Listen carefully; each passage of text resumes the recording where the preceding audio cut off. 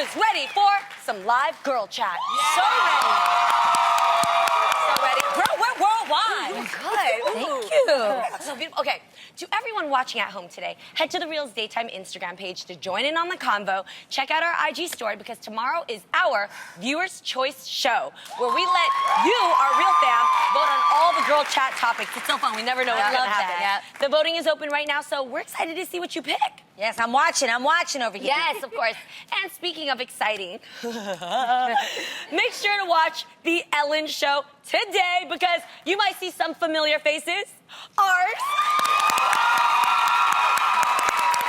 These little faces right here. This one's fun. It was so cool. Yo, she's actually a neighbor right next to us. She's like 10 steps away. So we just decided to bring our actual girl chat table literally over to her. Brought the whole set. Even though her studio door is so close, y'all know we weren't walking on our heels. We had to, like, keep it together, you know? So they sent us a tram to drive us to her door. So cute. And we had some super juicy girl chat with Ellen. She was so sweet, so welcoming. Look at us Love take off her. right there. Oh, my gosh. She's awesome. I can't wait to see it. I haven't seen any clips or anything. We have a picture, but She was awesome. Yeah, she was very nice. Awesome. It was a lot of fun. It was a lot of fun, and that was very gracious for her to allow us to bring our set to her show. You gotta check it out. It's today. It's our girl. I love it. Well, speaking of fun, our girl Cardi B is featured in the City Girls Twerk music video. Yes! You guys like that? Love Where that Cardi video. herself drops it like it's hot alongside some very flexible women. If I do say so myself. Like, wow. However, not everyone seems to want to join Cardi's party. A conservative writer named Tiffany Haddish tweeted at Cardi, quote, "In the era of Me Too, how exactly does this empower women? Leftist, Cardi B, feel free to chime in. Thanks." Well, you know Cardi B wasn't gonna let that go. Nope. Issuing a quick clapback saying, quote, "It says to women that I can wear and not wear whatever I want. Woo! Do whatever I want. And that no still means no. So, Stephanie, chime in. If I twerk and be half naked, does that mean I deserve to get raped or molested? I want to know what a conservative woman like you thinks. So, ladies, can you twerk out who's right here? That's good. Yeah, twerk out. Get it? The issue here is not twerking. The issue is consent. So basically, Repeat that one more time for the ones in the back. twerking is not the issue. The issue is consent. Boom. Twerking is a sexual dance, but that does not mean that because you're doing a sexual dance, that gives a man a right to come up behind you and get all up on you. Exactly. And that's what Cardi B is saying. That's And what she's I've saying. actually been sexually objectified by a man fully dressed. I mean, I literally saw a man undress me, although I was completely dressed, with his eyes. I shook his hand and he kind of like lingered, you know, a little bit. So that is where I do disagree, you know, with Stephanie. It doesn't matter what we're wearing. Some men can just be nasty and rude to other women. How rude. How rude. I also recognize that there aren't, these are all women having fun together in this video, twerking together. And I think it's so crazy, the double standard. We grew up watching Mick Jagger with his shirt open, and you could watch men grind on all these kinds of things. And no one says anything about that. At no point do we as women roll up on them and just decide to grab their private parts or do anything like, no, we never do that. You see guys without their shirts on all the time. Like, I just think it's such a double standard. I think as a woman, you should be able to do whatever makes you feel good about yourself, have a good time, enjoy yourself. And I think there's a difference between someone else objectifying you versus you objectifying yourself. There is a difference. Yeah. I also think this addresses a bigger question that Real Fam, I'm going to throw out there, I think everybody should make a stance on. You're on one side or the other. And the question is, are you a feminist? Okay? Now, when I throw this out to men, sometimes they're like, oh, I'm not that type that goes out picketing. I'm not, like, you know, going to be so gung-ho and rub it down people's throats. Feminism is advocating for women's rights based on equality. Okay, so when I put that out there, if you're watching our show, do you think that you're a feminist, applaud or not? Okay, so you guys believe in equality. So remember where you stand on that. I'm going to throw a little more of a challenge in saying that, to me, I'm a feminist because I am grounded in supporting other women's choices, even if it's not the choices we would make for ourselves. So think about that the next time. If you applauded and at home, if you agreed, like, yeah, I'm for equality, then remember that also means to let other women decide what they want to do, even if it's not your choice. But I will say twerking is a sexual dance. And I do have some issues with who does it at times. I do have some concerns. If it's a young girl, if it's a baby, you have to be, I feel like you have to be careful. It's different when it's adults, but when it's young girls and when it's babies and things like that, then I maybe do take a step back. I think in this case, Stephanie was kind of like just hating, you know, because she probably can't twerk. You know, a lot of people can't twerk. She's like, I can't let my man see this, but then he's going to expect me to do those things and I can't. Did you notice from her tweet, like, honestly, I don't even know who Stephanie is. Right. And she added Cardi B, who pretty much everybody knows who she is. And the last tweet she said was, why don't you come on my show and debate it? So, you know what I mean? So she wanted that attention, and guess what? We're talking about her on our show. But let's remember, also, the conversation is being had. That's dope. I actually don't want Stephanie to be sitting at home judging Cardi without asking her. They're having a dialogue, and that's bomb. So as long as we are united in just hearing each other out, let's listen and understand, even if it means we don't agree. United States, yo, unite. Don't judge from afar. I love that. That's great. Totally agree. Okay. Sweaty there. From dancing your ass off to dating your ass off. If you've ever wished you had more time to date, 2 Chinese companies, why are you guys having me read this? 2 Chinese companies might have the answer. According to The Telegraph, the 2 firms have decided to give single female employees over the age of 30 an additional 8 days of leave to, quote, go home and date.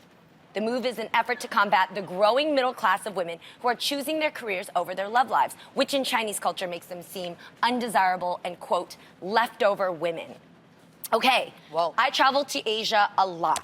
I've been to every Asian country, and I want to say that this is actually a fact when it comes to single women.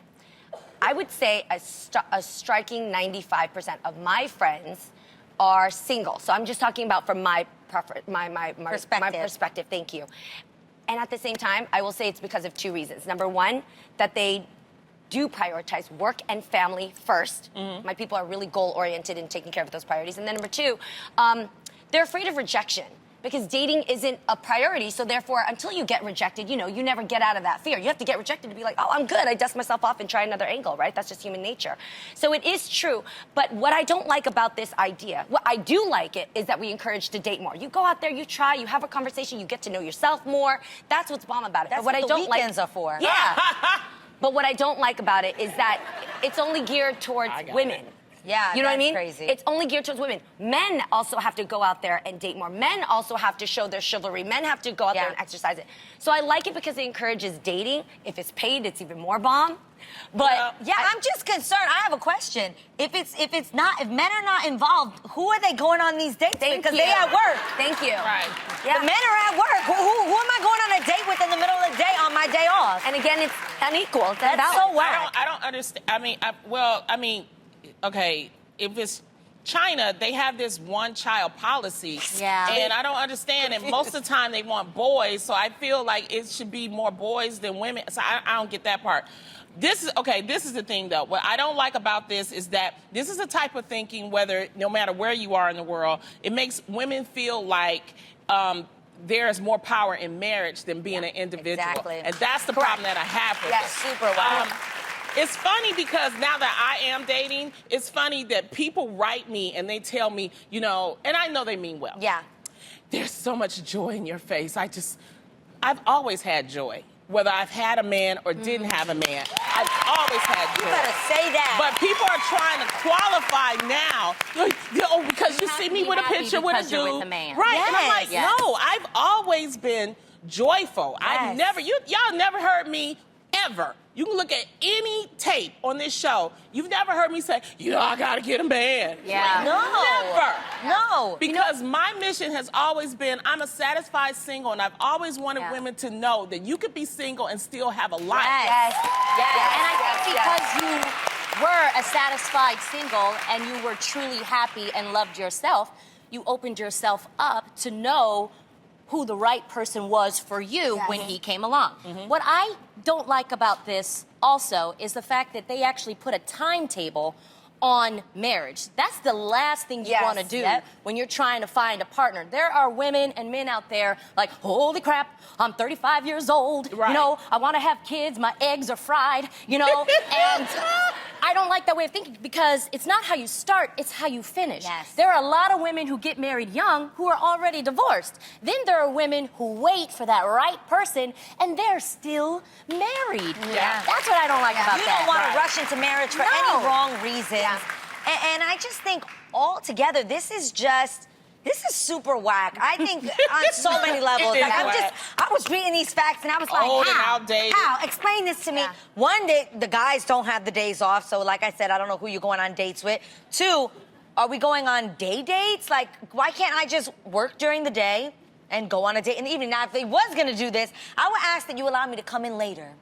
After I've had a bomb date and maybe had a late night, I would like an excuse to come in just a little later on my work day. Now, that's different. Well, you know, from she's dating to she ready, stand-up comedian Tiffany Haddish recently decided that she needed to stand up for herself and took to Twitter to get a few things off of her chest. Tiffany tweeted, quote, "Yesterday I learned that people that say they care about you or that they got your back only mean that when they think it benefits them. I'm done with a lot of y'all. Everybody can go everywhere I'm going. So goodbye, and I know I will always love you, but just from somewhere else." Now, Tiffany didn't mention any names, but I'm sure y'all know who y'all are, okay? Personally, I know Tiffany. I know that this summer we went to the Montreal Comedy Festival. Love that picture. And this was her and I. She got Comedian of the Year. And it was funny because I went just to support her. And I went up to her after she got her award. And she immediately came to me and she hugged me because I hadn't seen her in a while. And she hugged me again. And she started crying. And she said, you know, Lonnie, you've always been nice to me. So I think she's going through something.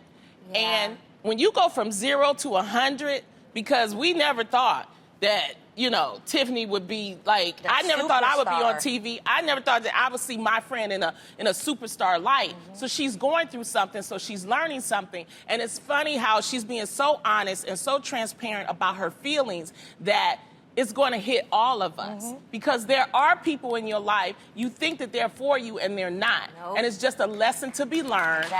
And just know everything will be all right, Tiffany. It will. They say the top can be a really lonely place.